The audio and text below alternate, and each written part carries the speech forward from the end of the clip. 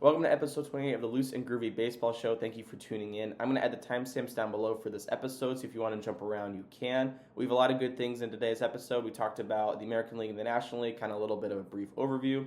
We talked about free agency signings. Me and Parker each picked some of our favorites and how they're doing on their new teams. And we also talked about some of the teams and put them into certain categories, like teams that are off to a fast start but may not complete that fast start, teams that are really fun to watch, teams that you really don't want to play. So all that will be found down below. Again, like I said, if you want to jump around and listen to us talk about a certain team or a certain player, you can find that below. Enjoy the episode. Episode 28 of the Loose and Groovy Baseball Show. It has been a minute since me and Parker have been able to sit down and talk some baseball, but here we are. Today we're talking about some of our favorite free agent signings as we've seen them play out now and actually seen them be on their new teams and kind of analyzing the contracts, how they've been playing so far, and just the effect it's had. So we're going to pick some of our favorite ones of those. Also go a bit over the standings a bit and kind of just have some general discussion on there. And then we're going to categorize some teams and kind of talk about some teams that aren't going to be fun to play, teams off to fast starts, teams that are kind of just a fun team to watch. So, got a lot in store for you guys, which I am very excited to get into. Parker, how are you doing? I'm doing good. Let's talk about the birthday. Happy birthday. Yeah, thank you. Thank you. May 6th, birthday boy. And Crazy. Kevin too. Shout Yep. out to him. Right. Yeah. Last week, twin sharing the same birthday with Mhm. him. Yeah, it's weird to be 20, I will say. I'm not really, I don't know if you felt that way when you turned 20, but I don't think it's really set in yet that I'm not like a teenager anymore. Yeah. But yeah, thank you very much. Got some fun plans tonight, so I'm looking forward to that. But yeah, let's just get right into it then, I guess. We're going to talk about, we'll just do a quick little American League overview. And then Parker's going to take us through the National League, just going over the records, saying what we want to say about them. So for the American League, we're going to start off in the East. The Yankees sit atop right now, 19 and 16, followed by the Red Sox, who are 18 and 18. Blue Jays are 16 and 18, along with the Rays, who are also 16 and 18. And then the Orioles find themselves 13 and 20. I did not think the Orioles were going to be this bad. Or, I mean, I obviously, if you guys remember from our predictions, I was pretty high on them. But I guess you probably wouldn't have guessed it would have been this bad, right? No, I know I was always the one that was kind of trying to hold you from the high aspirations for the Orioles, but this is like this is next level bad. I feel so bad for Baltimore fans. Yeah, it's been brutal so far, and I guess the offense has also not been good. And like I guess it's easy to talk about the pitching because that's been Mhm. historically bad, but the offense I think has also been having its struggles, and now you see what the result of that is. If there's no backbone to this team right now, and yeah, it is unfortunate for sure. But looking at the Central, we have Parker's first place Tigers with the best record in the American League, 22 and 13 right now. The AL Central is actually a very competitive division right now. Guardians are close behind, 20 and 14. The Royals have been one of the hottest teams in baseball. They're 20 and 16. They've won 8 of their last 10. Followed by the Twins, who are also starting to pick it up. They're 15 and 20, and then my White Sox are 10 and 25. American League West, the Mariners currently sit atop that division with 20 wins, 20 and 14. I just realized this. The Athletics are in second right now, also with 20 wins, but they have 16 losses, and they're playing a series against Seattle right now. And they did win last night. So that could be a fight for division lead that series Mhm. if they do end up sweeping. Excuse me. Followed by the Astros, who are at 500, 17-17. The Rangers are 17 and 18. And then in last place, losing 8 of their last 10, the April Angels, who are 13 and 20. I'm not. We talked about them, I think, like 2 weeks ago, last episode, and we Mhm. were both on the pessimistic side of that. And it's been kind of fun Yeah. to see how that's they've fallen off the face of the earth. And um, Mike Trout on the IL again too, which sucks. That was just on a random play that he ran out to first. So yeah, do you have anything standing out that you want to get us started with really quick? Yeah, so with the AL Central, I know the AL Central's always been kind of like people see it as a joke. And it's been rightfully so. Like before last year, I feel like it's always just been like 88 wins and you win the division, and there's always like three bottom dwellers in the AL that are in the AL Central.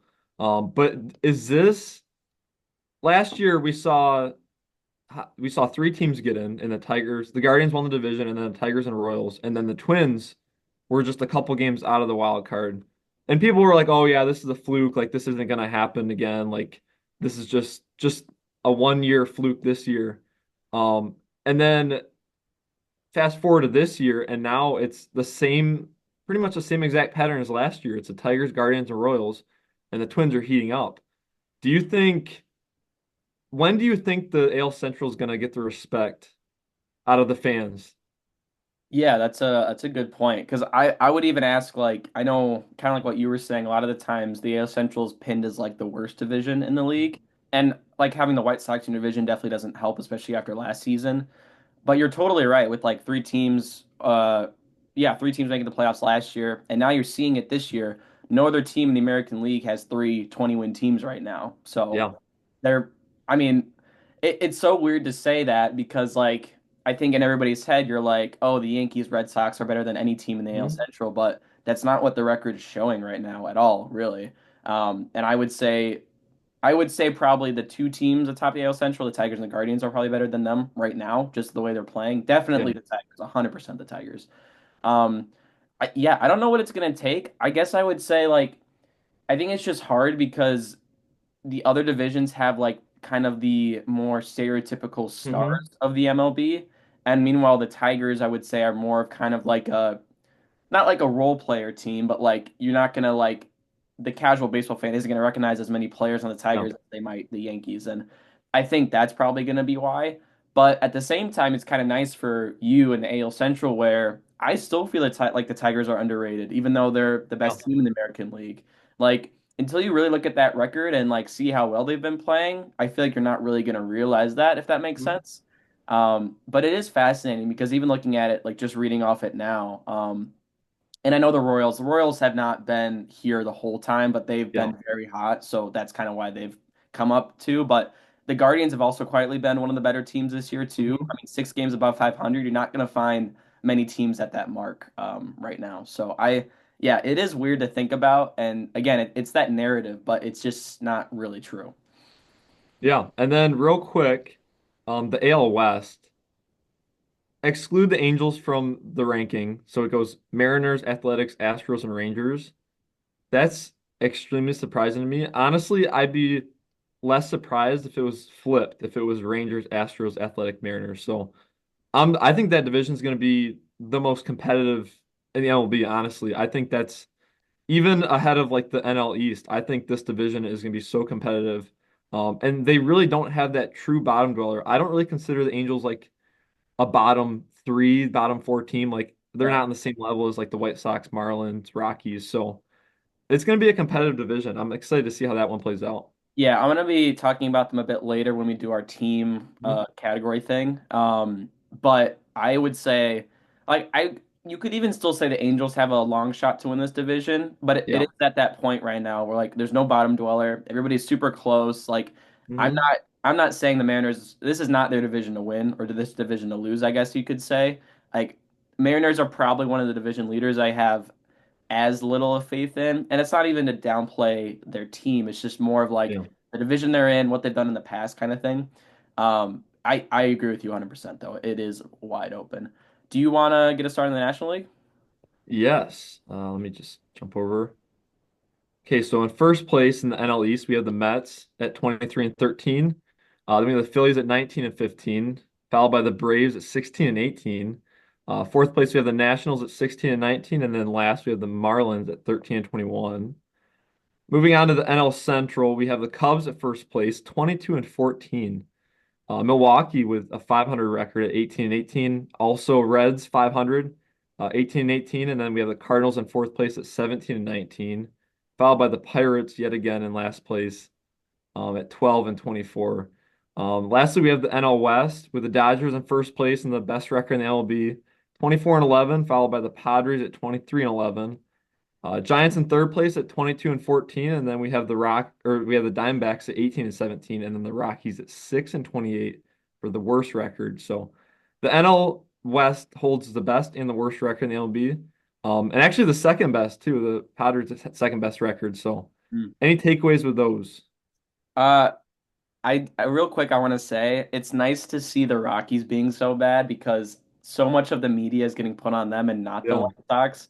So for me, it's a little more enjoyable. And Honestly, I've been a bit more on the optimistic side of the White Sox as of late, and I've been texting you about that. We're starting to see some of the young youth come up, and it's looking more competitive, which has been enjoyable too. Yeah. We're facing the Royals this week, and it might be pretty brutal with their pitching staff. But either way, the Rockies. Do you think I know you and I probably don't watch a lot of Rockies ball, but Yeah. I you will be. Next 3 games, Tigers. oh yeah, okay. So do you think they're worse? Like, do you think they're the worst team in the MLB? I guess is what I would say. I do, and I'm gonna read you real quick their starting rotation ERAs. I have looked at Because this. It's pretty bad. Yeah. it is brutal. So all these starting pitchers have pitched um at least 25 innings. Their one starter, Cal Freeland. Well, I guess I'm not even gonna say one, two, three starter. Yeah. It's all just mushed together. But 5.7 ERA. Antonio Senzatella, 5.5. Ryan Feltner has the lowest at 4.75, followed by Herman Marquez. In 30 innings, he has a 9.9 ERA. And then Chase Dolander, who there's some high optimism on him, but he has not looked good. Through 25 innings, he has a 6.48 ERA. All these batting averages against are between 300 and 380. Like this is absolutely brutal. And I don't have the run differentials off, but I know It's like the White Sox, I believe it was negative 27 when I looked. yeah. The Rockies is like far and beyond worse than that. So this team is just I don't know. I thought they'd be better. Their offense has some like bright spots, but they have two guys with a OPS over 800, and then nobody else has an OPS over 700. So And just very rough. even with I would say the Rockies offense is comparable with the White Sox in terms of production right now, but the White Sox pitching staff I think is miles away Yeah. better than the Rockies because you can look at Sean Burke, Shane Smith, Jonathan Cannon, Davis Martin. I think you would take any of those guys over any of the Yeah. Rockies guys right. Martin Perez when he's Yeah, healthy. when he's healthy. So I think that's a big advantage we do have over them too, outside of just offense as well. Because like you said, they do have some pieces. Okay, one other thing I want to ask. In the NL Central, so we talked quite a bit about the Cubs and the Brewers in our division predictions, and I was Hmm. backing the Cubs, you were backing the Brewers. So what you've seen so far from both teams, do you still feel confident in the Brewers' ability to make this division a fight and like kind of keep it close to the end? Or are you more maybe leaning towards the Cubs now just because of what you've seen, the offense, like everything of that? Like where are you kind of at on that? Dude, this Cubs offense is so good. Yeah. I don't know if they still have the best offense. They had the best offense for a long time, but this dude, they got so many guys that are producing. And the Milwaukee, they have a lot of bright spots too, like Terang, Frelick. Oh yeah. I don't know Yelich. I don't think he's been doing too well, but I expect him to get better. Like Contreras, Churio, like I expect those guys to be amazing too. So. I think this is gonna come right down to the wire. I don't expect this to be like I think 4 to 6 games is the most of a lead that the Cubs are gonna have. I honestly I think the Milwaukee's gonna pick it up and make it close, but dude, it's hard to argue against this Cubs offense in terms of winning that division. Yeah. It's just so deep. There's so many guys. You got Carson Kelly, who we've been talking about. Like it's insane. 1.32 OPS, 8 home runs, 23 RBIs, 361 average. Like he was supposed to be like the backup catcher originally to Amaya, and then you throw him in there and he's like producing like that. And Yeah. PCA's numbers. I was a PCA not hater, but like I was a pessimist in terms of He's him. he's had to be one of the biggest surprises this year so far. I think Yeah, even for Cubs fans, I think it's been a surprise. I always had that mindset with him that like he's always going to be a good player because his defense is always going to be amazing and he's always going to be fast. I always assumed he would just be a league average to a below league average hitter, but to see him break out hitting and be this type of hitter is crazy. He has a 2.1 WAR with an 856 OPS. Even if he ends the season with a 780 OPS and like 5 WAR or something, well, he'll get way more than that because his defense. But like that's a star player. So I don't think I was expecting the power either. He's got 9 home runs already, and he just hit three in the series against Milwaukee this past weekend. Two in the same game. Like kind of like what you were saying. I not even that I was like pessimistic, but more so like you're fitting the role of like defense first and Yeah. kind of weak contact skills, good speed. Hmm. I knew he had some power mixed in, but I didn't, and I don't know if we're seeing like the peak of that or if this is like kind of what we could always expect, but like Yeah. 9 home runs through, 30 some odd games, that to me has been very impressive. And contributing to that Cubs offense, I don't think anybody was pinning him as being one of the leading offensive producers heading into the season. So I think that's been a huge surprise for them as well. Do you Yeah, have he is beating. I saw this stat yesterday, but in terms of the pace with home runs and stolen bases, he's beating where Shohei Ohtani was at this point in last season. He's beating that pace. So I'm not saying he's going to get anywhere close to yeah. 50-50. I'd be absolutely shocked if he had 30 home runs, honestly. Or maybe I'll say 35, but if he had 35 home runs, I'd be absolutely shocked. So I'm not saying he's going to get that, but He had just the 30. fact that he's on this pace is Yeah. insane. Like having 30 home runs to me, that's even like it's hard for me to even think about that for him. Hmm. But maybe I should start believing in it. Yeah. Uh, do you have anything on the NL East before we get into our free agents? I do not. I do have a team in the NL East, so I'll be able to touch on that division a little bit. But All right, sounds good. So we're gonna get into. Me and Parker both picked three of our favorite free agent signings so far. There's no really criteria for this, just guys that we think that it was a good signing by the team, and they've either played well or any other reason like that. I can get us started first. So my first player is Luis Severino of the Athletics. I did make a little short video about him too, but I want to talk about him on here as well. So. He signed a 3-year, $67 million contract with a 2027 player option with the Athletics.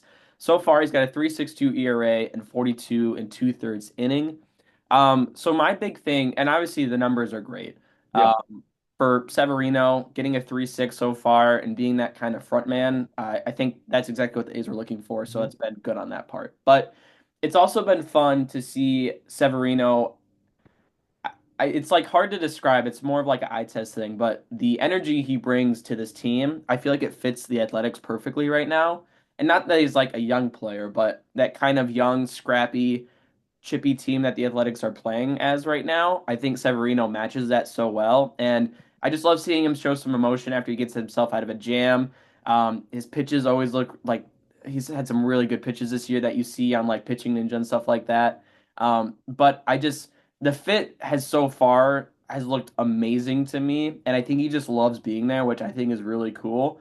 And it's just been fun to watch, honestly. I think that's why. And like I could say what I want about the numbers and the underlying numbers also look good too, but just overall, like what I'm observing outside of just the game, I think has Yeah. made this a very good signing in my eyes. And back to the point about like being the ace, the Athletics have not had great numbers from their starting rotation. JP Sears has been the other bright spot. He's got a 2.98, which is pretty cool, honestly, because that's a guy that they were kind of hoping to take that step forward, and so far he has.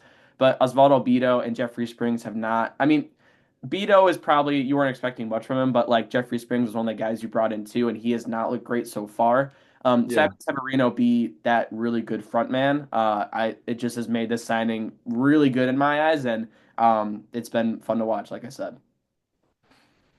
Yeah, I think this is, like you said, the energy, especially on the pitching side of things. I know they have a lot of energy on the offensive side with those young guys, but the pitching side, they definitely needed a spark.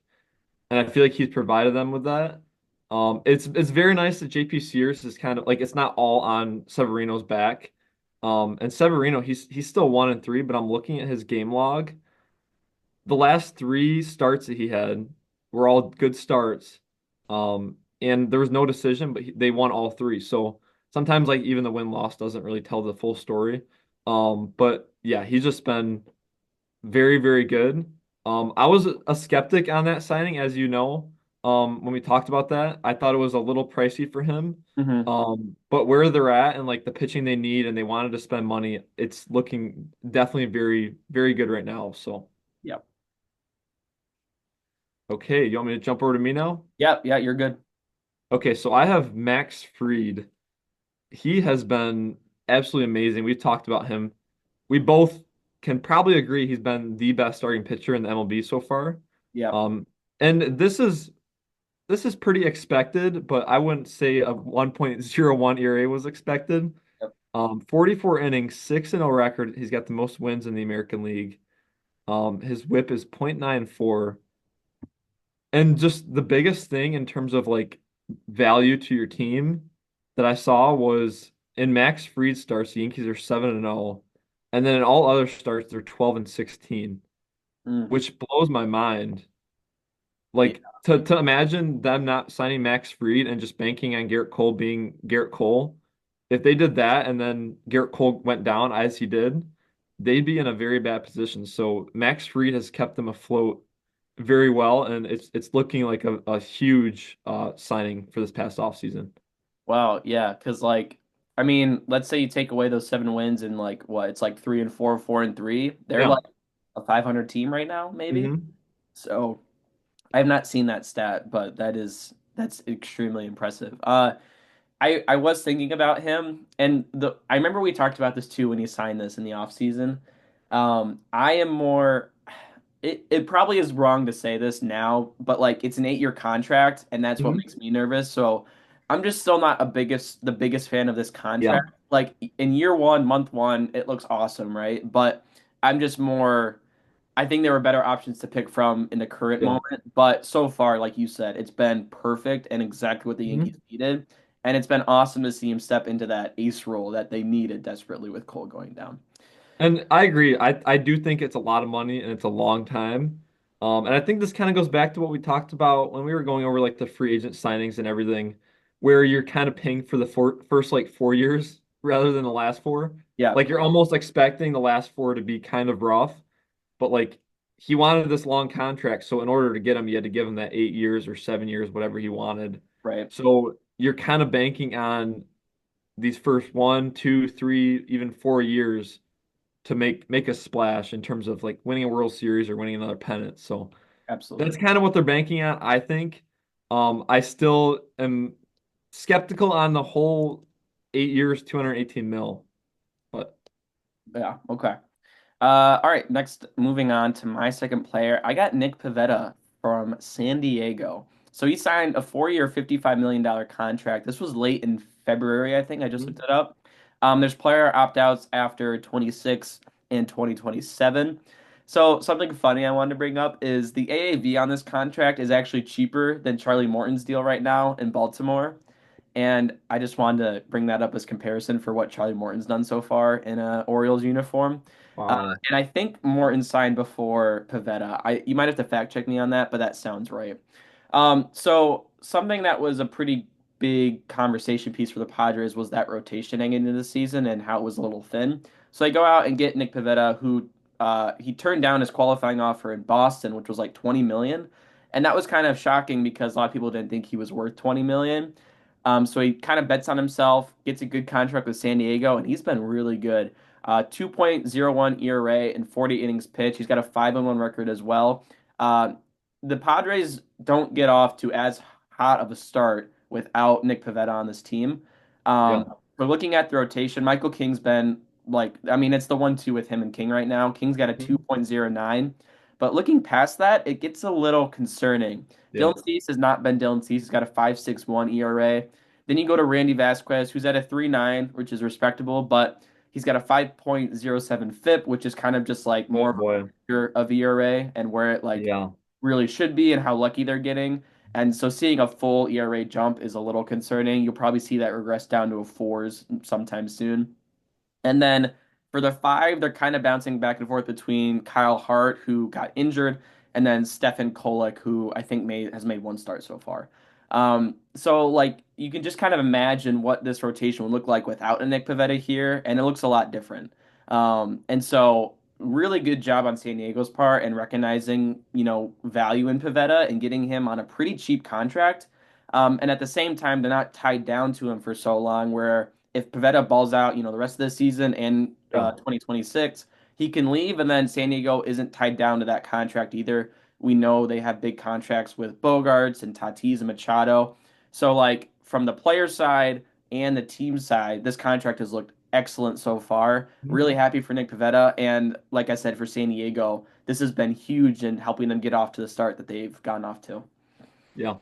Pavetta signed February 12th and Morton signed January 3rd. Oh my So gosh, almost a that's month crazy. and a half before Pavetta. That's So crazy. Could Baltimore that's not do this kind of a contract? Like, I don't understand that. I really don't. and with Pavetta, I wasn't sure what to even think about this contract, honestly, at the time.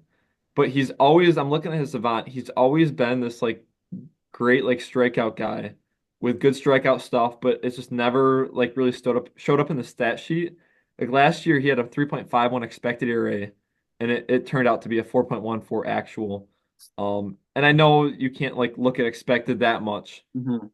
But it does definitely mean something. And last year he was an 88th percentile in K percentage and 80th percentile in walk percentage, which when you have that recipe of low walks and high strikeout, like that's going to turn out to be some success, and I think that's what the Padres saw in this. Yep. And this year his savant looks almost the exact same as last year, but I think it's just finally showing up in the stat sheet. So definitely a very big signing. That's another team I'll be talking about later. So I won't get into it much more, but You're good to go for number two then. okay. So this one, in terms of the Max Fried and Bregman, I was looking less at the contract and just looking more at like how they're playing this year. Hmm. While I still am not a huge fan of this contract, the Alex Bregman 3 year, 120 mil with opt-outs after each year. In terms of his production, I'm kind of eating my words, and you were also Oh, I am on the so train eating that my this was words. Oh my terrible. gosh. I'm so eating it. Should I still back my horse of Isak Paredes being better than Bregman this year? Do you think that's still viable? No, we'll revisit this in like 2 months, but I think it's going to be very tough Yeah. for Raiders to catch up to this. But Bregman, against what we've been saying, I was almost equally as mad, not mad or frustrated, but just like why are the Red Sox spending this type of money? 8 home runs, 27 RBIs. Here, actually, he leads the Red Sox in home runs, on base percentage, slugging percentage, OPS, runs, doubles, RBIs, and hits. Pretty much every offensive stat he leads the Red Sox in. And it's crazy to me to think that the Red Sox were like so close to just kind of standing pat and just not doing anything else. Hmm. Like the Tigers were like right there in terms of signing Bregman. Um, and the Red Sox just like last minute came in and got him. And it's kind of similar to the Yankees. Like if Bregman wasn't on this team, this offense would not be able to stay afloat. And they're 500 right now. If he wasn't on this team, you got to take away like at least 2 to 3 losses or 2 to 3 wins, I would say. Right. Um, Especially as you're waiting for the production from Devers and Duran, who have not been the guys that they have been in the past. And I'm very optimistic that they will turn into those guys. But in the meantime, Bregman has been huge to kind of keep that offense afloat. And then Casas, he was playing terrible before, but he goes down and like it's very big. And um, I really do think Bregman's a good fit for the Green Monster. I don't think this will hold up completely, but I'm definitely eating my words right now, and so are you. Oh yeah, 100%. Yeah, he's been so good.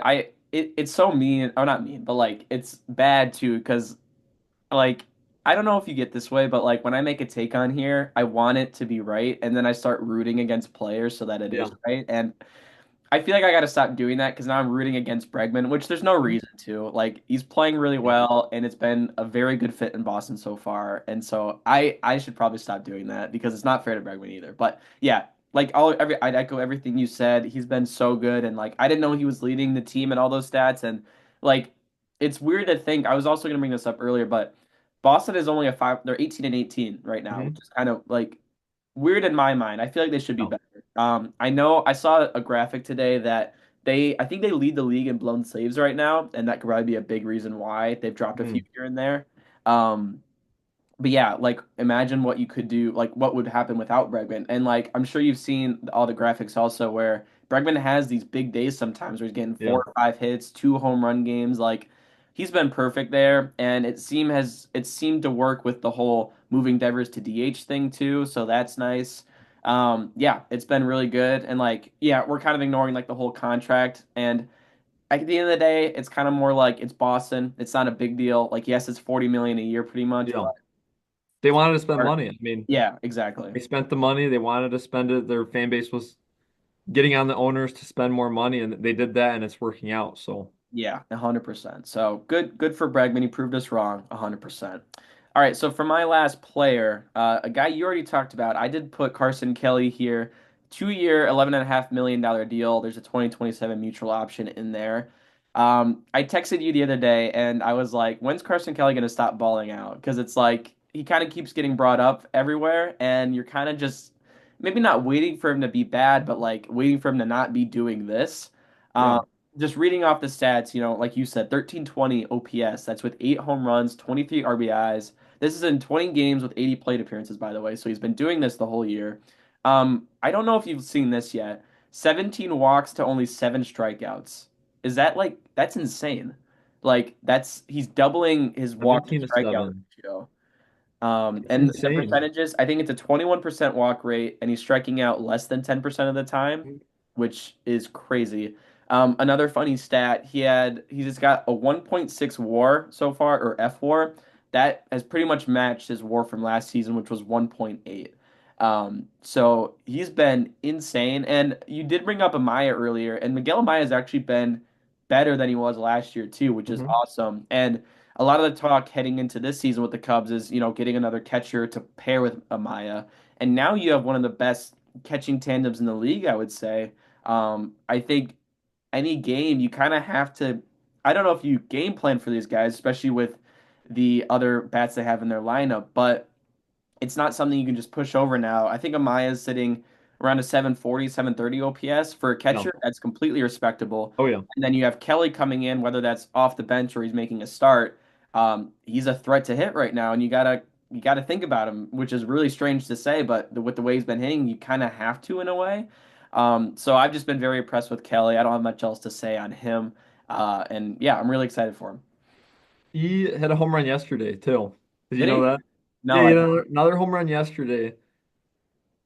I was looking, so he's played 20 games, and then if you make that into the 162 game pace, he would be on track for a 14 WAR, which obviously that's not even gonna happen. He's not even gonna cut that in half, but just it's insane, dude. It's you look at his stats, and he's really never like even shown like a glimpse of this.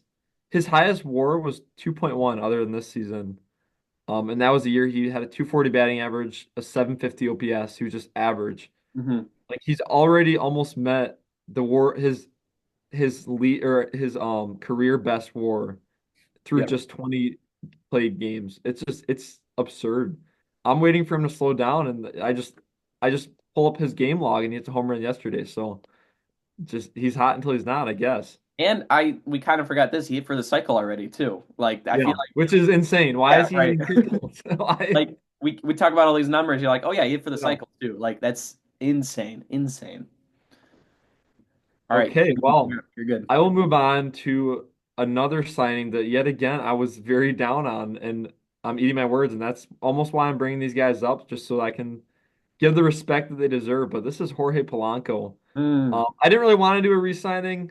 I wanted to do like a fresh free agent to a new team, but I just had to, dude. Looking at his numbers, first of all, last year he was absolutely terrible. yep. He had a 651 OPS, and that actually went up towards the end of the season. It was like in the 500s for the majority of the season. 213 average, 93 OPS plus last year. And for him, when he got re-signed, I was telling you, I'm like, dude, this is the most Seattle thing. Like he can't hit there at all. Yeah. Why are they re-signing him to go back to this ballpark when it's clear that like it was not clicking at all? He should have just moved on to a different team. They should have moved on from him. And then this year, like he's returning back to what he was, and then so much more. And he's just been a catalyst for this Mariners offense to improve a lot. Their OPS last year was 10th best in the MLB. Um, Wait, let's see. No, not 10th. Sorry, 20th best. 10th best. I was surprised Yeah, at that. that makes sense. 20th best at 687. And this year they're the third best in the American League in 2025 with a 753 OPS. Wow. He's been huge. He has the highest average on the Mariners with a 369. highest OPS on the Mariners, and with a minimum of 80 at bats, he has the second highest OPS to Aaron Judge in the whole MLB. Mm. He's also got 27 RBIs, which leads the Mariners. I, It's what he's doing is insane. yeah, I just want to say real quick too, like we know Aaron Judge is on like a historic pace right now and is Mhm. doing like there's a very realistic scenario where if Aaron Judge doesn't exist, or this is a few years ago, Jorge Polanco would be leading the league in OPS, which is like, Yeah. isn't that weird to think about? Like, it's just Aaron Judge, who like we know as this Hall of Hmm. Famer, one of the best hitters of all time, and right below him right now is Jorge Polanco, which is like, who would have Yeah. guessed that, right? Absolutely crazy. Yeah, he's been just it's fun to watch. It really is because he's a switch hitter. And I always go back to MLB The Show. He's one of the more popular cards in MLB The Show. I'm sure Hmm. you know that. Yeah. But it's kind of funny just because he hasn't been that good the past couple of years. But now, he's got the good card and the real life numbers to match it up. Hmm. Yeah, I always root for him for some reason. I don't know why I gravitate towards him, but he's kind of a part of this new Mariners identity, which is so weird to say, but like you're kind of getting to that point where are they no longer this just horrific offense that we always make fun of? Like they've kind Yeah. of been piecing it together and showing us what they can be. You can go off Cal Raleigh with that too as well, but yeah, I like that one a lot. And yeah, totally fair. That's a re-signing. They made that choice and it's worked out well for both sides. All right, well, we're gonna get going on to our next segment, which is just I don't have a good name for this, but we're just gonna call it the team category game. And pretty much I gave me and Parker five different categories that we're gonna fit teams into. So I'll just go through them really quick right now. We got a buzzsaw team. This is a team that you just don't really want to play during the season. And that could be for any reason. No matter what the record's going to be, they're always going to be a tough to play against. They're going to give you a run for your money, whether you're a top team or a bottom team. And then we have slow start but high hopes. That's pretty self-explanatory. And then on the contrary, a fast start but will disappoint. Again, pretty self-explanatory. Then we have our biggest surprise team. This can be either good surprise or bad surprise. So I'll Hmm. be curious to see which way Parker went with that. And then this last one, we have the loose and groovy team. This is kind of just like a fun team, and this could be any criteria for me or Parker, but a team we enjoy watching, a team that's got a lot of energy with them. They're having fun playing the game, anything kind of like that is what we're gonna fit into the last one. So I'll get us started with our buzzsaw team, and then we can go to Parker, and we'll just kind of keep ping ponging back and forth here. So my team here, I had a few different options, but I went with the Tampa Bay Rays, a team we've talked about quite a bit. I just think they're a fun team to watch, and they've got a good mix of youth talent as well as veteran talent. Hmm. And we've talked about the rotation a lot too. Even though the numbers won't stand out to you too much right now on paper, Yeah. um, these guys I feel like are talked about at length about their stuff, about what they can do. I know Shane Baz is getting a lot of attention right now. He's had some great starts. Uh, I know me and Parker both like Taj Bradley a lot. We've talked about Pepio. And McClanahan isn't even healthy right now either, and that's another guy that they're going to bring back eventually too. The bullpen has also been really good. Pete Fairbanks has been one of the more reliable closers. And then looking at the offense too, I mean, you have like your kind of veterans in Yandy Diaz and Brandon Lowe, but you also have young pieces with Junior Caminero. Cameron Meisner has been really good. Magnum, I'm blinking. Jake Magnum, I think. Yeah, Jake Magnum, who's Yeah. on the AL right now, but he's here. And then you also have Chandler Simpson, who they called up recently, who, if you haven't seen him play, I would recommend you go look him up. He's one of the fastest players in the league. He'll run Hmm. out infield singles and make it look super easy. There's just so many fun guys to root for on this team. And I guess overall, it's just a fun team to root for. And I guess my argument for the buzzsaw thing is they swept the Padres. I think it was at home a couple series ago. And that really impressed me. Going into San Diego, where we know the Padres play really Hmm. well, and taking three games there in a three-game series, to me is very impressive. This team just fights, man. I'm never going to count them out of a game or a series, and they have the pieces here to be just a very strong team, even if the record doesn't always show that. I agree. You guys know how high I am on their rotation. And you got guys like Pepio and Bradley who are starting to come around. They had slow starts this season, but as we expected, they're going to start to produce the way we thought they would. And then, yeah, Shane Baz and Drew Rasmussen has always been like underrated. He's just hurt a lot, so it's hard to kind of Yep. bunch him in that category of being a good pitcher. And then yeah, you look at their offense. You were talking about these guys. Jonathan Aranda, I'm gonna be honest with you, I didn't even Yeah, know he who this guy mentioned was that. before this year. Did you know who this was? No, I did not. And so that's amazing. Misner has slowed down a lot, which scares me. But I do expect like Brandon Lau has an OPS, I think in the top or in the high 500s. And then Yandy Diaz is also like low 700s. So I expect them to pick it up a lot. And that can kind of pick up the slack for guys like Aranda and Misner who are might be slowing down, even though Aranda still has a 975 OPS, but definitely not a team you really want to face right now. Mm-mm. I always I know I bring it up every time. I think it's so funny. Christopher Morel's got a 716 OPS, striking out 40% of the time. I just every time I look at the stats, they make me laugh. So I just wanted to point that out really quick. That's nuts. That is crazy. Okay, now my team. This is actually a team that you just talked about them sweeping. I had the Padres. I went more for the heavyweight Okay. in terms of the buzzsaw. The Padres are 23 and 11, and they're 13 and 8 against teams over 500, which is the best in the MLB.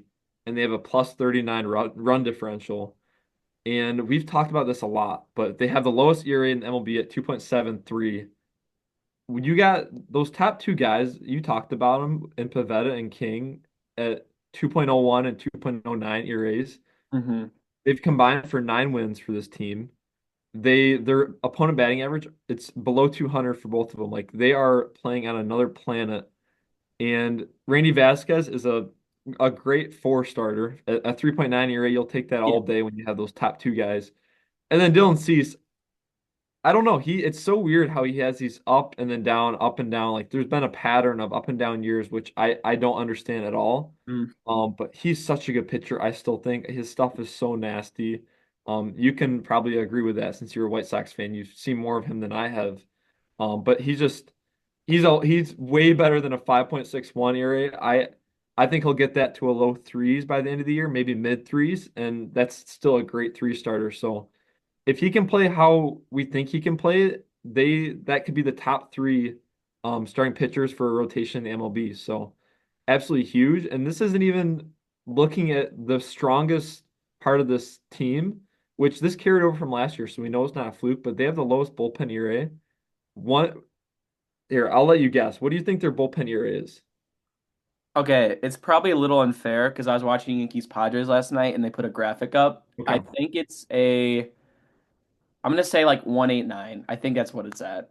It's 1.68, Oh wow, okay. which is the best. And then the next closest is the Giants at 2.51. So it's almost a run better than the second best Who in the are like MLB. the top three? So Robert Suarez is probably one, and Estrada is the other one I would think of. Yes. Oh, and Jason Adam. Those are probably the big three, right? Yeah, Jason Adam, 19 innings, 0.95. Estrada, 2.04 ERA in Okay. 17 innings. Suarez, 0.56 in 16 innings. Matsui, he's Hmm. 2.4 in 15 innings. That's a great lefty arm to have. Wandy Peralta, another lefty, 1.35 in 13 innings. Like top to bottom, it's just these guys are so good in the bullpen. Hmm. Okay. I'm looking in the highest bullpen ERA, excluding a guy that has 3 innings, I'm not going to include him, is Logan Gillespie, who has a 2.57. That's the highest. Like, yeah, top to bottom, these guys are just Odds. playing out of their mind. And I like those three guys that you mentioned. I expect those guys to 100% carry this on throughout the year. And they have a lot more arms that are just going to keep playing at a high level. So I think this is very sustainable. Not 1.68 ERA sustainable, but like I really do think they're gonna have the best bullpen ERA at the end of the year.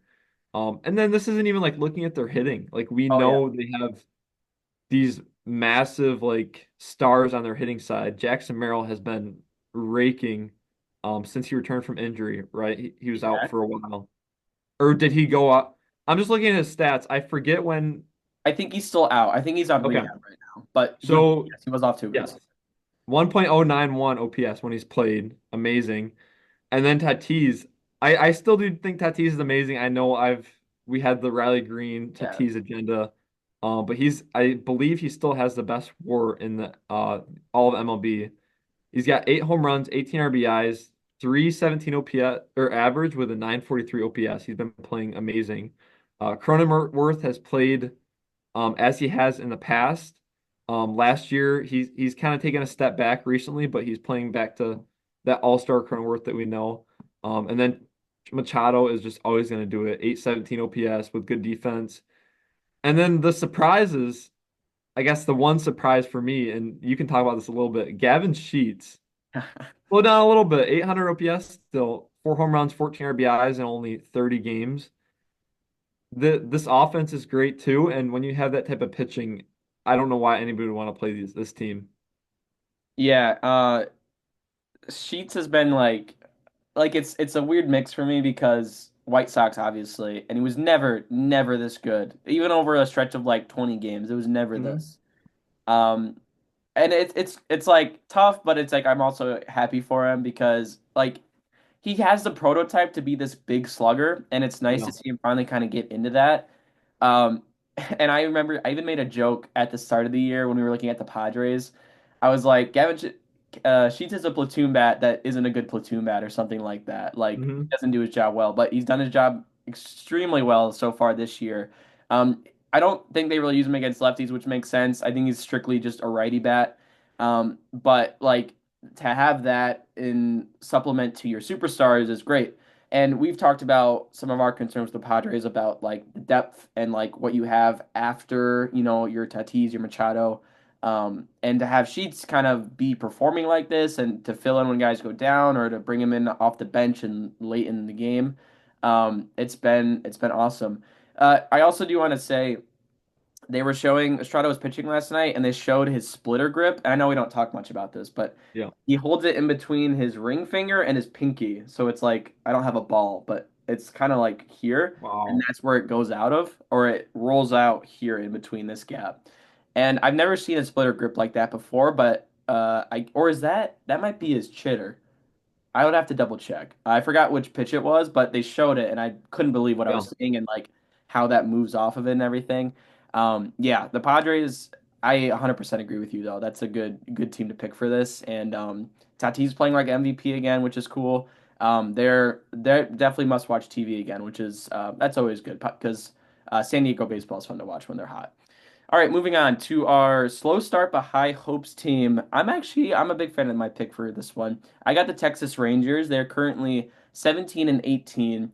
And it's funny because when we were talking about the Rangers before the season start, our we thought the offense was as good as it could be, and like that was going to be the solid part of this team. And we were more concerned about the rotation. But so far this season, it's been the exact opposite. So the offense is 27th in team OPS. I imagine they're only better than the Rockies, the White Sox, and the Pirates, right? Those are probably the Yeah. bottom three, so they're probably right above them.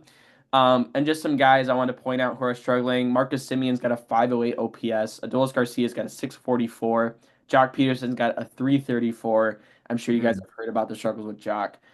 There are some bright spots still. Wyatt Langford's been really good still, and so is Seager, but he's hurt right now, or he was Yeah. hurt at some point. But then on the flip side, you look at the rotation, they're currently second in rotation ERA. DeGrom has looked great so far, 2.61 ERA. Eovaldi, this was another guy I was thinking about for our free agency segment and one of the better signings. He's been amazing too. He had the complete game, I know, with the 9 innings. He's got a 2.11 ERA. And then one of the bigger surprises of the year, Tyler Molly's got a 1.19 ERA. That's kind of out of nowhere. Probably not going Yeah. to last, but like to have that to start the season, where would they be without him? And then this is all while saying, Rocker and Leiter have kind of been on and off the IL, some decent starts here, bad starts there. And those are two guys we talked about a lot too, and kind of them being the keys here. But they have a pretty solid front three right now. And I guess what I'm thinking is going to happen here is the offense is going to start to kind of get back into its form. And I expect the rotation to take a step back. But seeing what we've seen so far is super encouraging. Where if this team levels out to be, top 15 in both hitting and ERA, I 100% think they can still, and not even like their season's gone. It's just they've gotten off to a bit of a slower start than I think we were expecting, being under 500 right now. Mhm. And I think that. we're going to see them start to play more complete baseball pretty soon. I know they fired their hitting coach too. Probably a good call. We'll see if that does anything. I don't really know. But like we've been talking about, the AOS is still super wide open, and I think the Rangers have a very good shot to just kind of get back into. And it's so tough because they had their struggles last year too, and we haven't really seen them come back to, that World Series team that they were and playing like together like that. But I think the pieces are here for them to do that, and I think AOS is definitely still open for them to kind of launch themselves into and kind of run away with it. But you got to see the offense start to hit the baseball first. So So this was originally like the team I wanted to go with because we've always been like the Rangers are gonna be a lot better this year. But going to this year, like what was our big like question? It was last year the offense was not as good as we thought it would be, and this year it needs to be a lot better. And this year it's been the exact same story in my eyes as last year. So that's why I'm not convinced that like anything has changed. Like mm, Semyon is playing last year he was not great. This year he's playing even worse, so that hasn't changed. Seager is good as he was last year when he was on the field, but that's the problem. He's not on the field that much. Like he went on the injured list and he was gone for like 15 or 20 days. That's the part that scares me. Adolis Garcia, he's also just yeah, not like picking up as he was last year. So it just like that whole scenario just scares me a lot. And I love that their rotation's playing better because that was a big worry of mine. But that was my big worry this year. But I was assuming that their offense was going to get back, and it just hasn't. Last year, their offense was 23rd in OPS at 685, and this year, you went through it. You said 28th, 27, but yeah, 27th. Like their offense has just regressed even more. So that's my big worry. And that kind of pairs with the team that I'm about to get into, which is the Atlanta Braves, who have a 16 record. They're third in 6 games back with a -2 run differential. They have the 17th best ERA in the MLB at 4.13 and the 13th best OPS at 0.711. This is kind of the same thing. I'm kind of going against what I just talked about because like the Braves, it was like the same thing. Like, are their hitters gonna play like they did? But last year they were still a lot better than the Rangers were. yeah. Um, and this year, Austin Riley has looked a lot better, which I think is a very good sign. Matt Olson has looked not a lot better, but he's definitely looked better. He has a 790 OPS. That's gonna go up, I believe. But just like Ozuna's playing as you would expect, he's their best hitter right now. Sean Murphy has just been hitting tanks. He has a low average, but still 822 OPS. Um, and then it's just these guys, like, I want you to tell me, do you think Ozzy Albies, he has a 681 OPS right now. Like that has to go up, doesn't it? Yeah, I think it does. Did he? He's been playing the full season, right? Or did he start the season on the IL? I don't remember. Uh no, he's been playing the full season. Okay. 136 at bats. Okay. Um, Yeah, I remember Albies was one of the guys we were when we were looking in the off season. He kind of have these his stats are kind of like it was like one year he'll be good, the next year he'll be kind of rough. But that was mostly because of injuries, I would say. mhm. But weird to see, like you were saying, he's been healthy the full year, hasn't really found it yet. Because we know he's got like 25, 30 home runs in him. And how many do you have it pulled up? How many he's five? Yeah, 5 home runs this year. Yeah. I guess it's not even that bad. More so, it doesn't look like he's getting much slug anywhere else outside of the five. I don't know. I haven't even looked at his splits from like the switch hitting and if he's better on one side or the other and he like really struggles against another side. Um, but I would expect him to be at least above like 750 maybe by the end of the Yeah. season, not 682, and at least be an above average bat, not below average, is I Yeah. think I would expect at the very least. Another guy that was not good last year and he's just not showing any signs that he's going to return to his rookie form is Michael Harris. I don't know what's going on with him, but 560 OPS and he's played like almost every day. So he's just been a complete liability for them. Kelnick, I believe Kelnick just got sent down recently. He had a 531 OPS. But just this offense still has like the big heavyweights in Ozuna, Riley, even like Matt Olson, Sean Murphy, like they have the production. And then you go to the pitching side and the how much different Chris Sale has been this year is crazy. Is a 4.84 this year, and last year was like it was in the 2.3s, I believe, 2.4s, in terms of ERA. So that's going to pick up. Schwallenbach, I think he's better than a 3.92 ERA, honestly. Yeah. And then you look at their other guys like Grant Holmes and AJ Smith. Just took a no hitter into the eighth yesterday, I believe. Yep. So he's got some good stuff.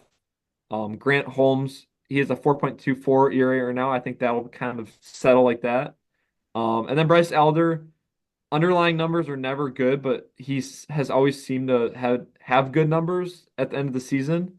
But this year those underlying numbers are really starting to catch up. He has a 5.06. So I honestly tell me if this is crazy, but they're 6 games behind the Mets, right?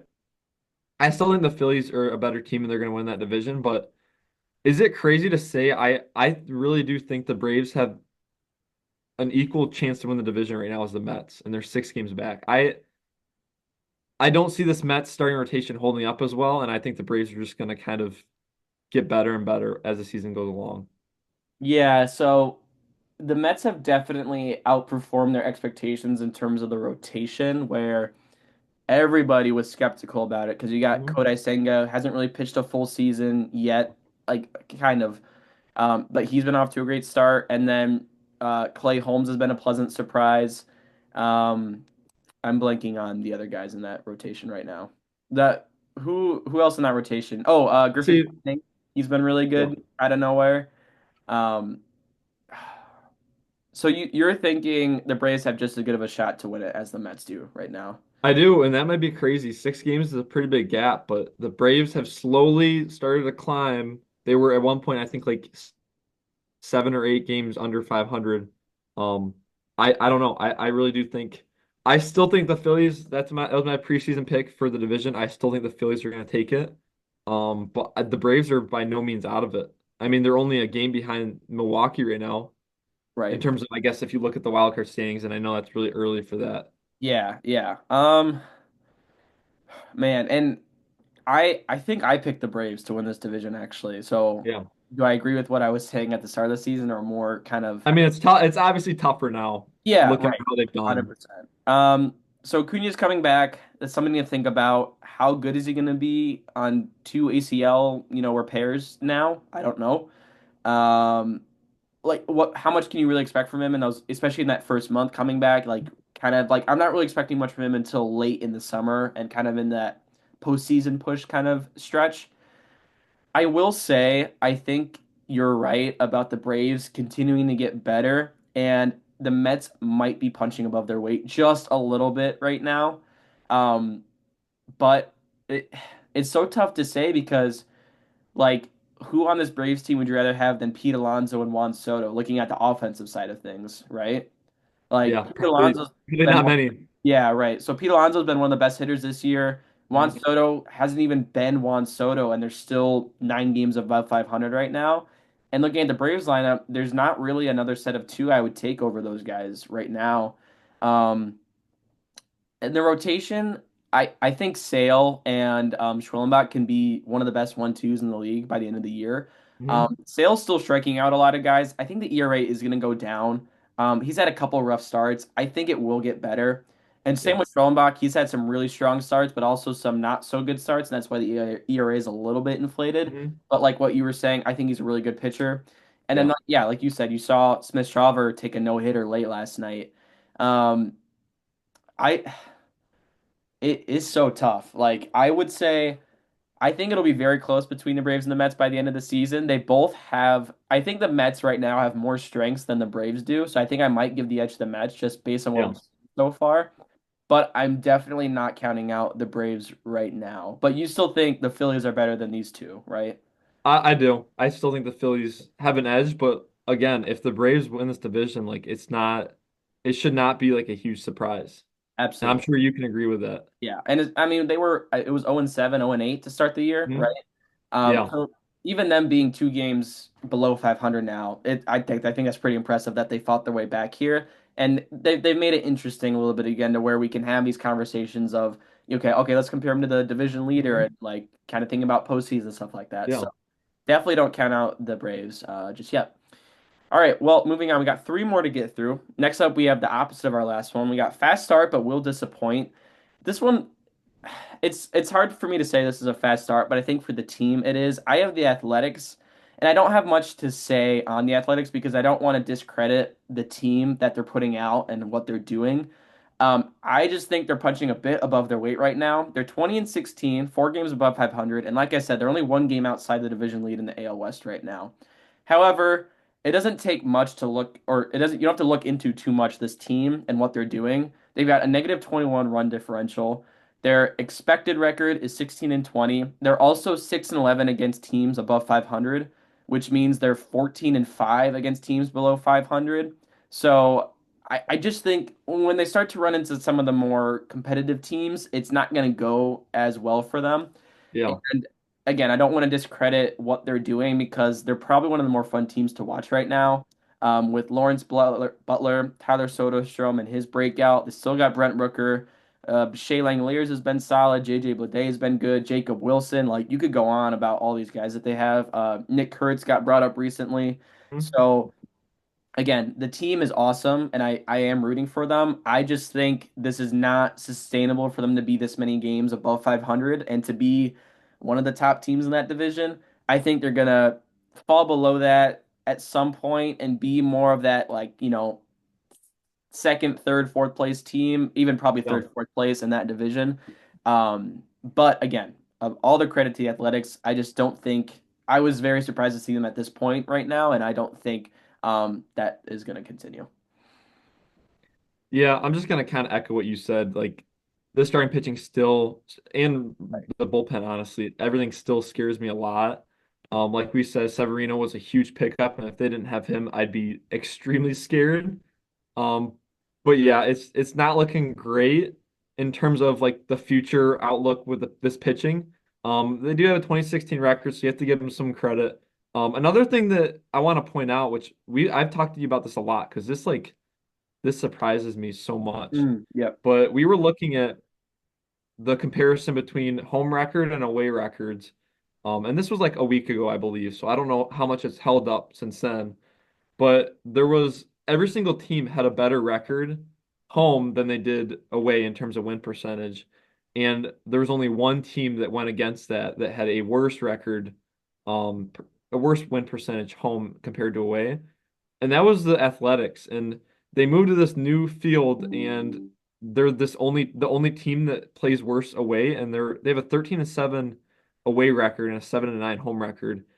That has to scare you just a little bit. Like you move to this new stadium and just maybe that's could the problem be, and this is just like an open question if you want to answer, but could the problem be like all these other teams have had so much time to get accustomed to their stadiums that they're going to get comfortable and they play better? Like it's almost as if every time the Athletics play there this year, they're just an away team because they're not used to it. Like the players, like this is a totally new stadium. Yeah, I think that's a good point because I looked at that too, and I know we talked about it. And I couldn't pin anything on like why that would be the case, but I think you're right where like the A's are still taking their reps at this stadium and getting used to that ballpark and the dimensions and everything. And maybe that'll be something we see like that gap or like their record at home, Yeah. be a little bit more what we're used to seeing as the season goes on, as they just get more games in there. But it is something interesting to think about where like I don't even know what else it could be outside of that. Like or it's just a weird Yeah. anomaly that like it's just a coincidence with like the new stadium and a AAA Mhm. ballpark and maybe something like that. But it is strange to think about that is the one team that is like going against the current in that. Yeah, definitely. Do you have anything else on them or I do not. okay. Before we move on to the next team, we're just gonna take a quick break. Okay. Then you're good to go whenever. Okay. Okay, and moving on to the next team with the fast start, but will eventually disappoint category. This, I might just be a hater, but I really don't think I am, and I'm curious what you're gonna say about this. But I said the Cleveland Guardians. I know that they were great last year, and I know that they made it to the ALCS last year. Um, but going into this season, like we kept talking about, like the big thing this team had was their bullpen. Their bullpen was amazing, like far and above the best in the league, like almost historically one of the best bullpens. in the MLB. This year, their bullpen's still been like above average, but they're 12th in bullpen ERA at 3.68, and they're 19th in MLB in all of ERA with a 4.2, and they're 19th in MLB in OPS at 682. They just do this team's pitching, especially their starting pitching is horrible. Honestly, Tanner Bybee was like their one starter going into this year. 38 innings, he's a 4.26. I think he's a lot better than that. Um, but I really don't think he's ace material. I think he's a two starter, maybe even like a great three starter. And then you look at like Ben Lively, a 3.72, 36 innings. Okay, you'll take that. Luis Ortiz, 4.78. He'll get better too, but like how much better? Gavin Williams, he's got good stuff, but he just has not been able to show it since his injury. He's a 5.06 ERA. And then Logan Allen, 4.02 ERA. It's just, I don't think this team is anywhere near their record right now. And real quick, for reference, you'll think this is funny. So the Guardians have a negative 23 run differential and a 20 and 14 record, which is real quick. Can you pull the standings up? Yeah, I got you. I have it right in front of me. So what's that win percentage? 588. So 588 win percentage with a negative 23 differential. The White Sox have a negative 27 differential, so a measly 4 run difference, and their record is 10 and 25, which is what percentage? 286 win percentage. So they're doubling the wins of the White Sox, and they almost have the same run differential. So that should raise all the alarms in your head that like this is not going to hold up at all, honestly. And like you have guys like Steven Kwan and even like Ramirez is still playing good. And Zardo's been playing good. Like their offense, the pieces that were gonna supposed to play good this year are playing good. Like it's not like you're waiting on some guy to like turn it around completely. I really don't think this is gonna hold up at all. And maybe that's just Guardians baseball where they just win these close games and they're never gonna like blow teams out. So I do want to say with the run differential thing with the White Sox. So I was watching one of the games for the White Sox, and they had a graphic up. The White Sox have the highest um, run differential in their wins. So like when they do win, they score like 10 runs and don't like let up any. Yeah, I think that's why you're seeing that. And it is still probably a point to the Guardians of like, okay, maybe you shouldn't be 20 and 14. But to your argument, I think it's a little bit of like White Sox probably shouldn't have a negative yeah, 27 run differential, but still, I'll take my White yeah, Sox agenda, so that works for me. Um, I like what you're saying though, and I when I saw that when you were talking about them, I wanted to look at the run differential, which you said negative 23, because I was looking at their team rankings, 19th in OPS, 27th in starting pitching ERA, 12th in relief pitcher ERA. So even that Guardians bullpen that is so daunted has not been. It's not even a top 10 bullpen right now. yeah, Um, and I remember I said at the start of the season, and one of the bigger arguments is like, okay, you have Quan, Ramirez, and what's after that, right? And I feel like they've kind of been showing that this year, with a few exceptions. Um, Daniel Schiemann, is it Schneeman, yep, Schneemann? Schneeman, Neiman. Okay. I know he had a big game a couple days ago. I don't know much about him, but he's been great so far.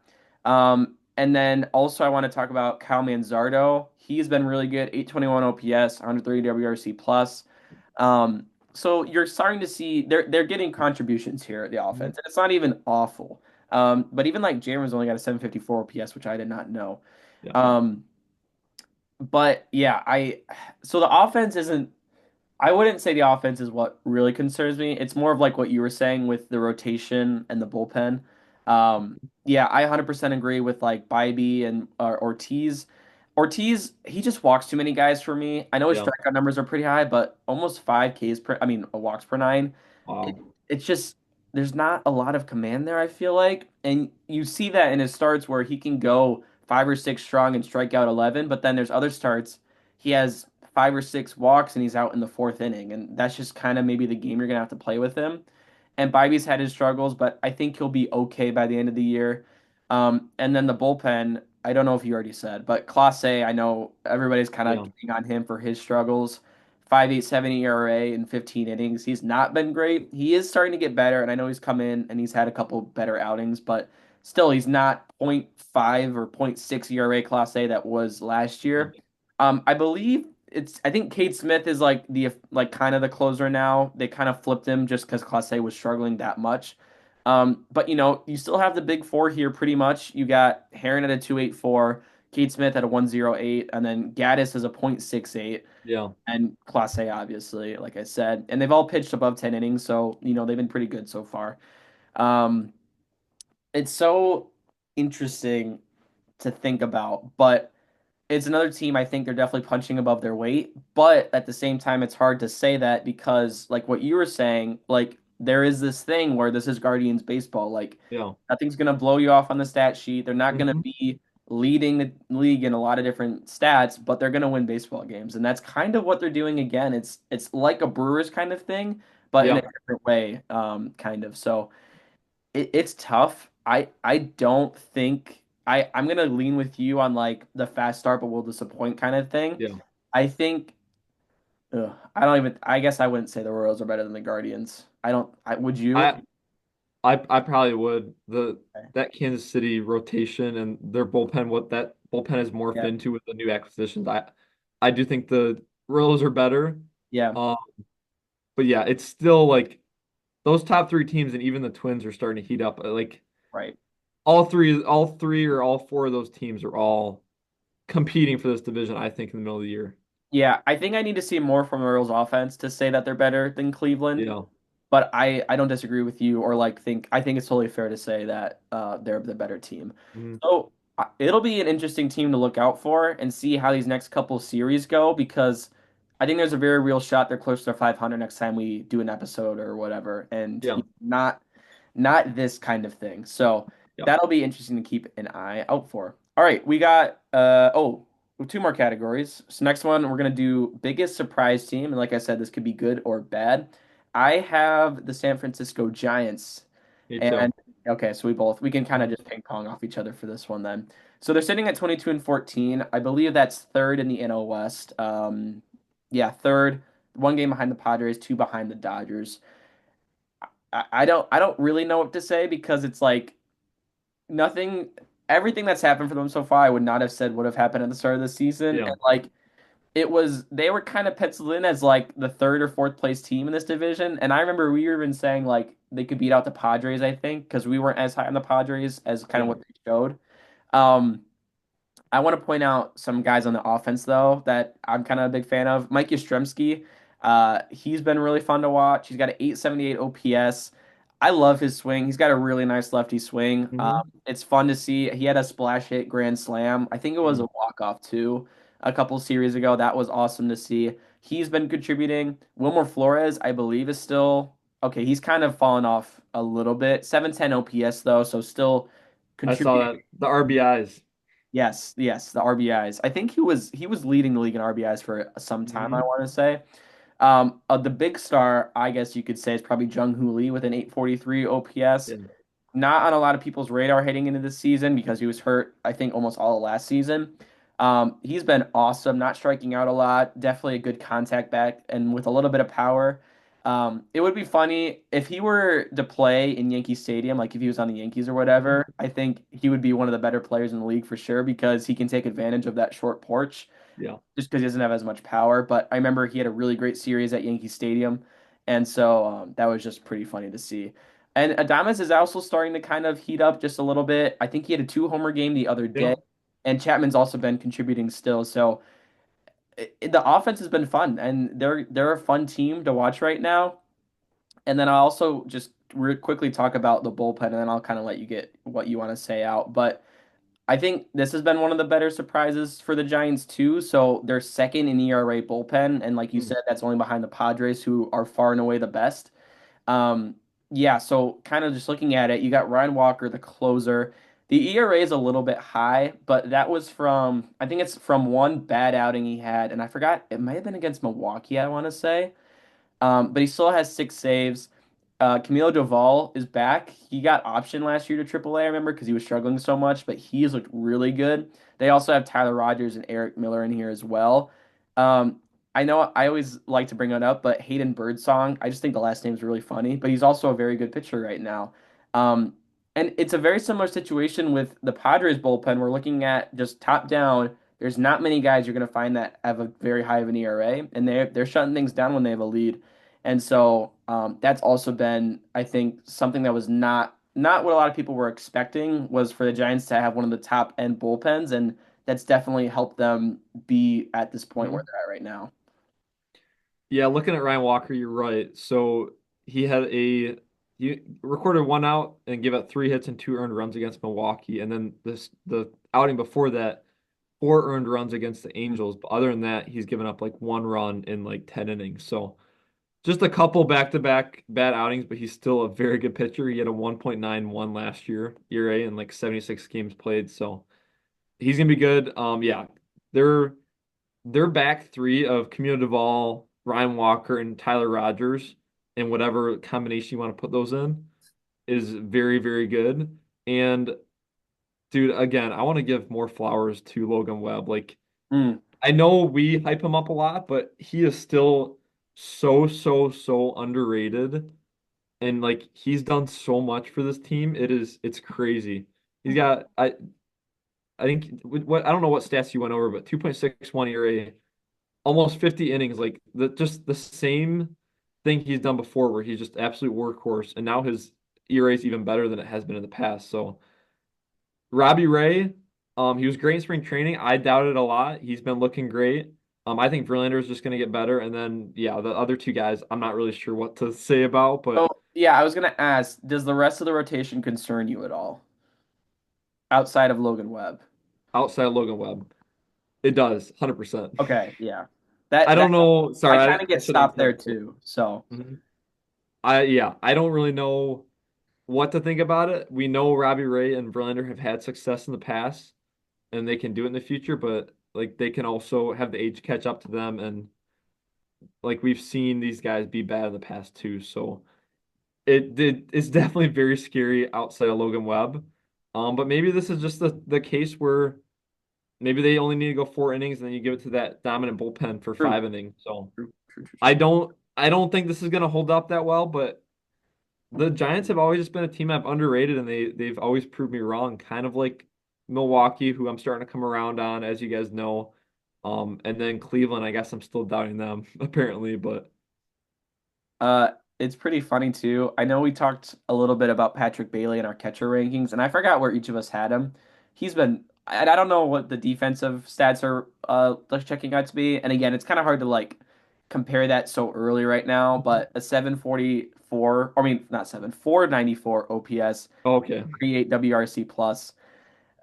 I don't even like it's so bad how terrible he is with the bat. And like I know I kind of like shouted out a lot of the guys on offense, but looking at the bottom half of it, you do start to get kind of concerned. yeah. Heliot Ramos is fine. I mean, 702 OPS you'll take, and he's a fan favorite there. I'm not really upset about that. But Hmm? then it's Lamont Wade Jr. has been awful. Patrick Bailey, who I said, and then I don't really know who they're. I'm assuming Tyler Fitzgerald's on the IL. Yes, he is, because that's Hmm. who is filling in right now. I don't know how he's been. I don't have his stats pulled up really quick. I can check. He Fitzgerald has a 773 OPS, Okay. 284 average. He's still been decent. He's picked Okay. it up a lot. So then, he'll come back and that's good. But it you can see how the Giants, I think, have gotten a little fortunate with how their season's gone so far. Yeah. But at the same time, I know they played, it was, I think they already played a lot of series against the NL West. So, playing the Dodgers, playing the Diamondbacks, Mhm. playing the Padres. And to still be this good, Yeah. maybe that's something there too, where they can compete against the big guys, especially the big guys in their division. And now maybe they'll just keep getting better because they might have some easier series coming up here. I don't know off the top of my head who those are going to be. So they're playing Chicago right now. Then they go to Minneapolis and then they play Arizona again. So we'll see how they go there. But yeah, do you have anything else on them? I like with the fast start that they've had. It, do you see them as a threat in the NL West now, or are you still do you still think they're little brother to the other guys? I 100% do not see them as a threat. Honestly, I'm starting to, with all the injuries to the Dodgers starting rotation, I'm like a slight bit of me thinks the Padres or even the Diamondbacks have a chance. But I really don't think the Giants have a chance at all, and I think they'll be right in the hunt for the wild card, but I don't think by any means they're like even a shoe in for the wild card, obviously, because the NL's so stacked. But Right. Hmm. no, not for the division. Do you think there's no way, dude? No, no, no, no. I don't think like to what I my question. I think they're still little brother for sure. Yeah. I don't think they're built for 162 games, and I kind of say that a lot, but the production they're getting from a lot of these guys, I don't think is sustainable. Yeah. Um, and it's unfortunate to say that, but I just don't see this team and like yeah, comparing it with the top two, I would say, which are the Padres and the Dodgers. It like you want to root for it, and you could make the case. I definitely could see a case, but for me, I just don't see that happening. I it would be hard for me not to shoot them into a wild card spot. I would say No. that for sure. I think they're better than the Brewers, and you could maybe say they're better than the Diamondbacks. The Diamondbacks have not been great so far, but Yeah. even that's a tough argument to make. I would put them in for a wild card spot pretty confidently right now, because and it would go back to playing teams above 500. I'll Mhm. pull up their record right now for what that is because I did look at it earlier. Um, so let me see. Where is it? Here we go. So they've played 26 games against teams above 500, which is most of their games. They're 16 and 10. So that's a That's pretty good something. record for teams getting above 500. Mhm. We could say all the concerns we want, but they're performing, and Yeah. I think it is going to last, and I think they will find their way into the playoffs. Not the division though, so I would agree with you Yeah. on that front. Do you have anything else on them? I do not. All right, so our final category, the loose and groovy team, probably maybe the most honorable recognition you can get here. I have the Washington Nationals, and I know I texted you about them earlier because I was watching the game against Philadelphia where they came back in the ninth inning. Um, but this is it's a super fun and young team to watch. And I mean, we say that a lot for a lot of teams, but like James Wood, like is getting to the point where he's must see TV right now. He's got a 926 OPS, 9 home runs. He has been just so good, and I'm sure you've seen like his home run clips and the exit Mhm. velocity and everything. I've seen him take pitches that are away, and he takes it to opposite field, and it's like clearing the wall by a lot. Yeah. This dude probably has some of the best raw power you're going to see in the game. It's awesome to see that. CJ Abrams has kind of stepped into his own, 856 OPS. He's been playing well and fits that young mold again. Nathaniel Lowe has been a really fun pickup to watch. I definitely like that move when they made it in the offseason, and seeing that kind of payoff has been great. Keeper Ruiz has been better. He's starting to hit it a little bit more than he has in previous years. The rest of the lineup, isn't going to jump off the page. Dylan Cruz is still here, but he's been struggling just a little bit. Luis Garcia, I actually haven't tapped in on too much. 643 OPS with 77 WRC plus. I know we were both kind of high on him heading into this season, but maybe he can kind of pick it up and find what he found last year. I'm sure he might. I'm sure he'll improve a little bit. Um, and yeah, the rotation, Mackenzie Gore's an easy guy to root for. Same with Mitchell Parker. And then Kyle Finnegan, I like a lot too. He did blow that game against Philly. I texted you guys after they scored the 4 runs, and then he blew it in the following inning, and the Phillies walked it off. But uh, a lot of closers this year have not been great, and Finnegan has actually been one of the better ones. Yeah. 11 saves, 2.63 ERA.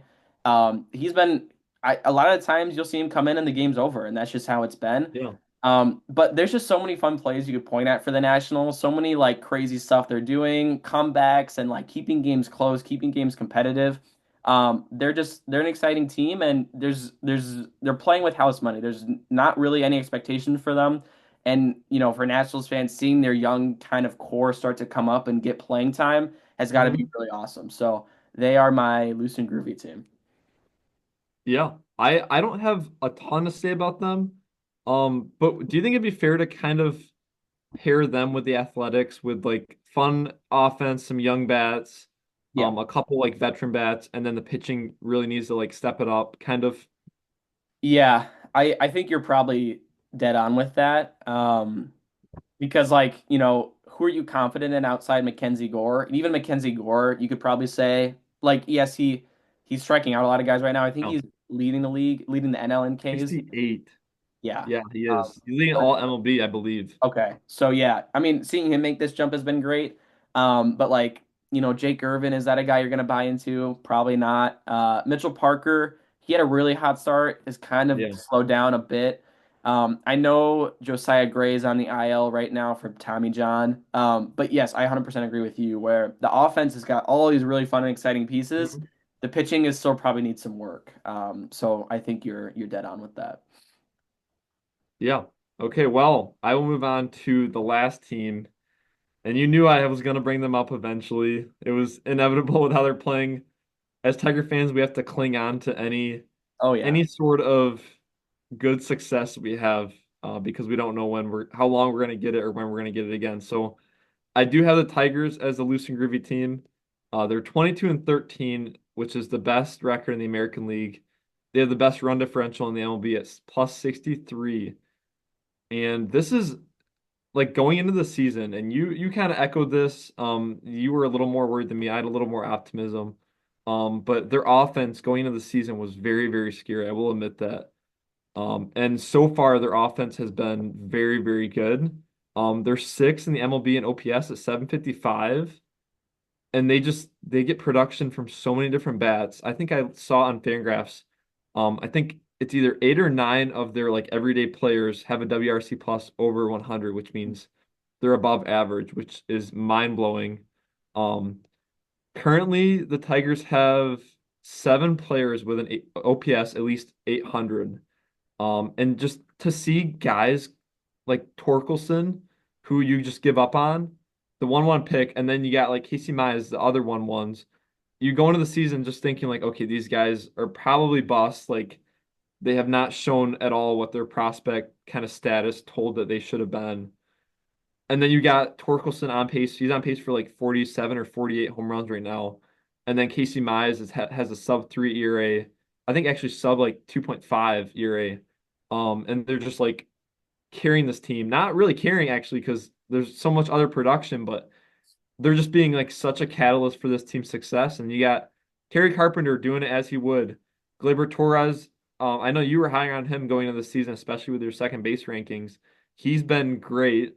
826 OPS. Riley Green has been the most hot and cold player probably on the planet. He I had a didn't, one I didn't know he had eight for home runs. I know we've talked a lot about his strikeouts. He has eight home runs though. That's pretty in impressive. in the past week. He had two home run games. Right, yeah. Because I remember it for So. the game against the Angels with the two in the ninth. But Mhm. okay, fair enough. So yeah, he had a 1 for 38. He started the season extremely hot, had a 1 for 38 stretch. His numbers were like it was like a 630 OPS like 2 weeks ago.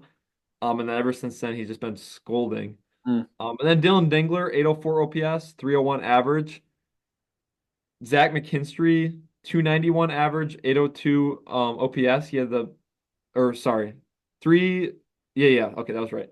And he had the highest hitting streak. It was like 12 games. It did get snapped like yesterday or 2 days ago. But just so much production, and I really don't think some of these guys are going to hold up. Like the biggest one that I haven't mentioned, Javi Baez, which if you want to talk about him later, you can. Okay. I have no idea what's going on. I don't think he's anywhere close to a 309 average and an 830 OPS. He has the highest WAR on this team at like it's like 1.7 or something. Like Really? absolutely For him. insane.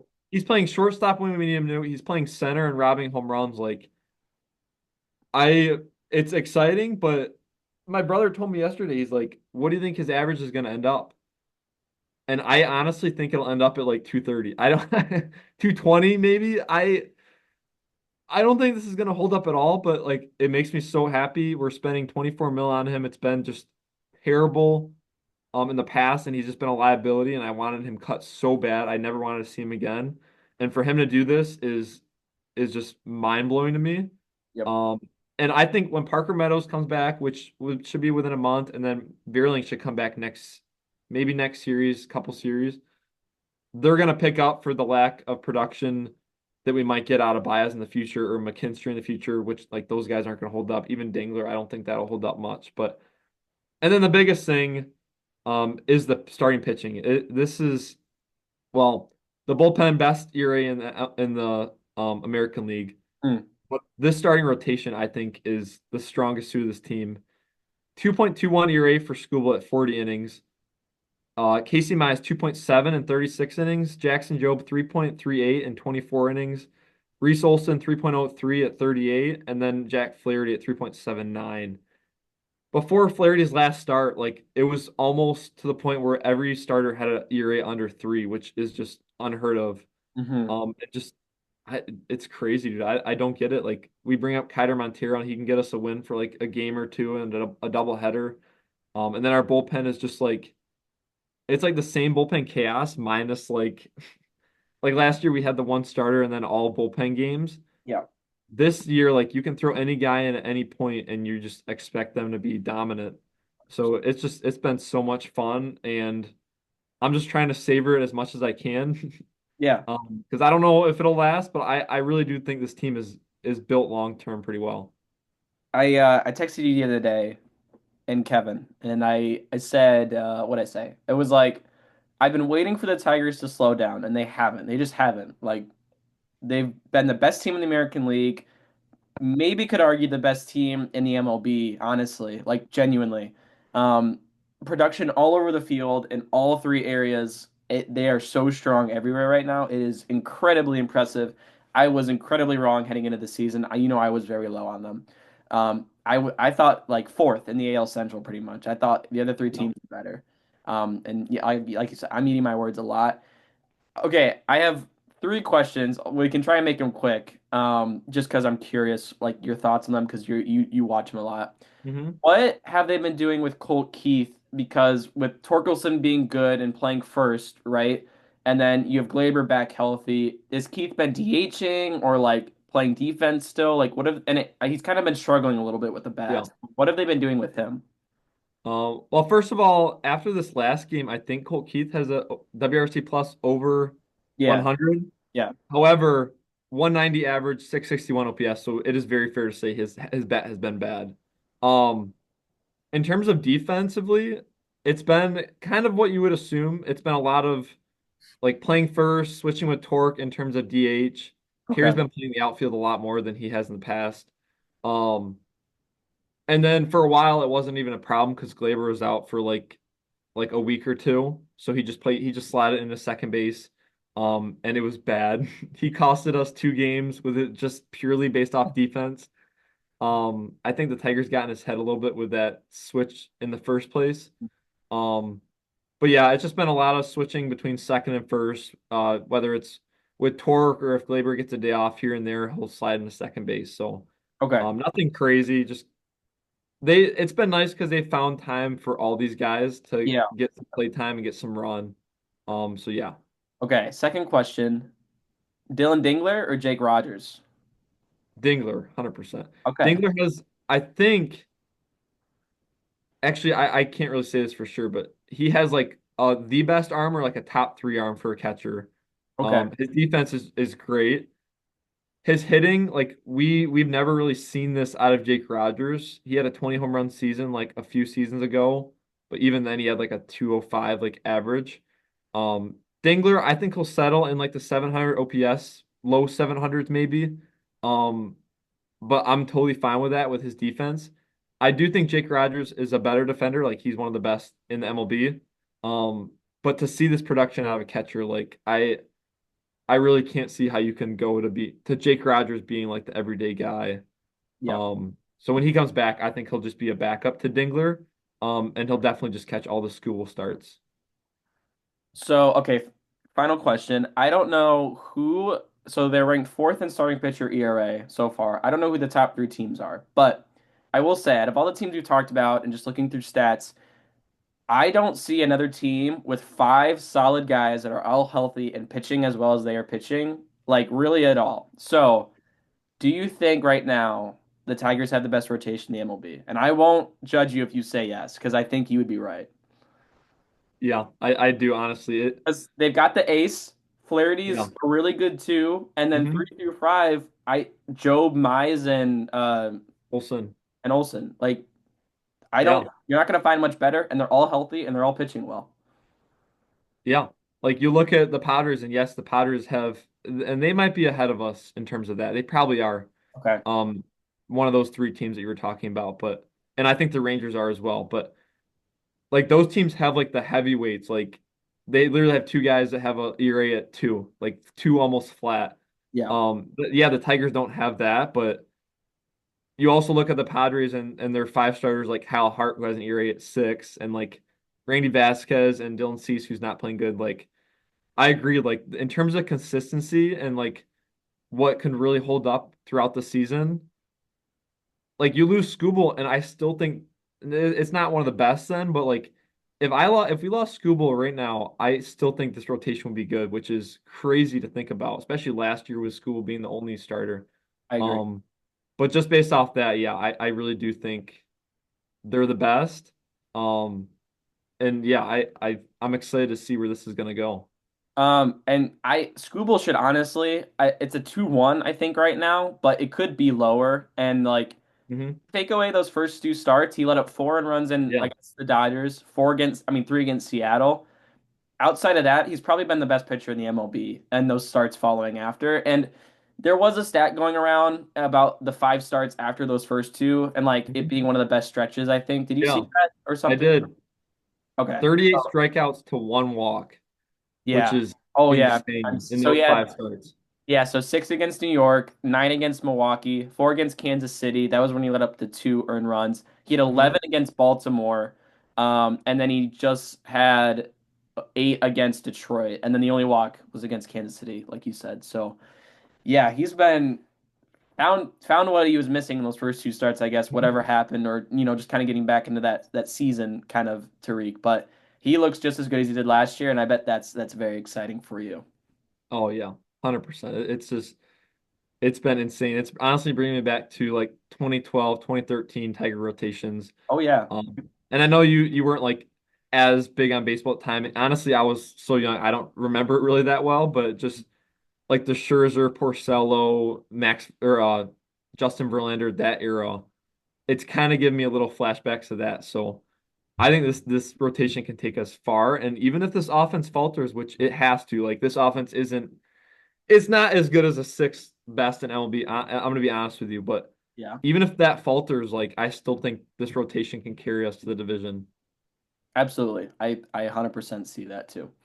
Okay, well, that's gonna do it for this week's episode. We hope you guys enjoyed it. That was fun. We had a lot of different things going on there, a lot of good conversation. We have a little bit of time now because it's, summer and we're kind of in between, kind of that school ending and work starting kind of period. So we might have a couple episodes coming out later this week as well. So be on the lookout for that. If you want more Loose and Groovy content, be sure to follow us on all social media platforms at Loose and Groovy Baseball Show is going to be where you'll find us on there. Signing off for me and Parker. We'll see you next time. Thank you.